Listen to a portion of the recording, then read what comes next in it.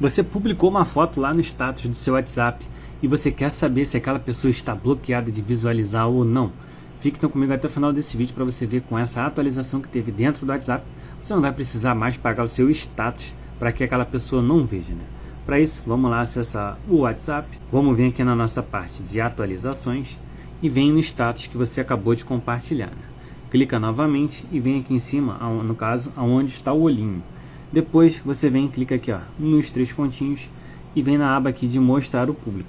E aí dessa forma você vai ver, ó, que vai ser mostrado para os meus contatos, exceto 15 que estão excluídos, e está sendo compartilhado também no seu Facebook. E claro, se essa dica te ajudou de alguma forma, não deixe de se inscrever em nosso canal e ativar o sininho para que você fique por dentro de essas e outras novidades que eu estarei trazendo aqui no nosso canal, pois eu tenho certeza que uma delas irá te ajudar.